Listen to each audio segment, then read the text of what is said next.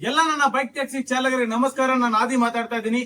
ಇವತ್ತು ನಾವು ಈ ವಿಡಿಯೋ ಮಾಡ್ತಿರೋ ಮುಖ್ಯ ಉದ್ದೇಶ ನಮ್ಮ ಬೈಕ್ ಟ್ಯಾಕ್ಸಿ ಚಾಲಕರು ಎಲ್ಲರೂ ಕೂಡ ಸಿಹಿ ಸುದ್ದಿ ಹೇಳೋಣ ಅಂತಾನೆ ಬಂದಿದೀವಿ. ಅದ್ರ ಬಗ್ಗೆ ಮಾಹಿತಿ ನಮ್ಮ ಪ್ರಸಾದ್ ಅವರು ಇನ್ನಷ್ಟು ಮಾಹಿತಿನ ಹೇಳ್ತಾರೆ.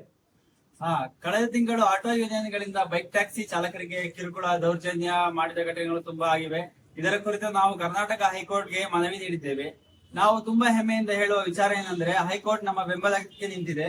ಹೈಕೋರ್ಟ್ ತನ್ನ ಆದೇಶದಲ್ಲಿ ಆಟೋ ಯೂನಿಯನ್ಸ್ ಕಾನೂನು ಬಾಹಿರವಾಗಿ ಬೈಕ್ ಟ್ಯಾಕ್ಸಿ ಸೇವೆಗೆ ತೊಂದರೆ ನೀಡಿದ್ದಾರೆ ಎಂದು ಹೇಳಿದೆ. ಅಂತಹ ಎಲ್ಲಾ ಆಟೋ ಯೂನಿಯನ್ಗಳಿಂದ ಹೆಸರು ಈ ಆದೇಶದಲ್ಲಿ ತಿಳಿಸಿದ್ದಾರೆ. ಹೈಕೋರ್ಟ್ ನಮ್ಮ ರಾಜ್ಯ ಸರ್ಕಾರಕ್ಕೆ ಮತ್ತು ಪೊಲೀಸ್ ಇಲಾಖೆಗೆ ಬೈಕ್ ಟ್ಯಾಕ್ಸಿ ಸೇವೆಗೆ ತೊಂದರೆ ಕೊಡುವವರ ಮೇಲೆ, ಅಂದರೆ ಒಬ್ಬರಾಗಲಿ ಅದು ಅಥವಾ ಸಂಘಗಳಾಗಲಿ, ಅದರ ಮೇಲೆ ಕಾನೂನು ರೀತಿಯಲ್ಲಿ ಕಠಿಣ ಕ್ರಮವನ್ನು ತೆಗೆದುಕೊಳ್ಳಲು ತಿಳಿಸಿದೆ.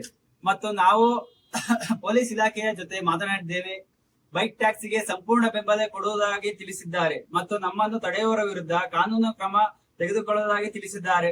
ಇದರ ಪ್ರತಿಕೂಲವಾಗಿ ಇಂದಿನಿಂದ ನಮಗೆ ಬೈಕ್ ಟ್ಯಾಕ್ಸಿ ಮಾಡಲು ಯಾವುದೇ ತೊಂದರೆ ಇರುವುದಿಲ್ಲ. ಆರಾಮಾಗಿ ಬೈಕ್ ಟ್ಯಾಕ್ಸಿ ಮುಂದುವರಿಸೋಣ. ಬೈಕ್ ಟ್ಯಾಕ್ಸಿ ಅಸೋಸಿಯೇಷನ್ ಸದಾಕಾಲ ನಮ್ಮೊಂದಿಗೆ ನಿಮ್ಮೊಂದಿಗೆ ಇರುತ್ತದೆ ಮತ್ತೆ ನಮ್ಮ ಸಹಾಯಕ್ಕೆ ಖಂಡಿತ ಬಂದೇ ಬರ್ತದೆ. ಜೈ ಬೈಕ್ ಟ್ಯಾಕ್ಸಿ!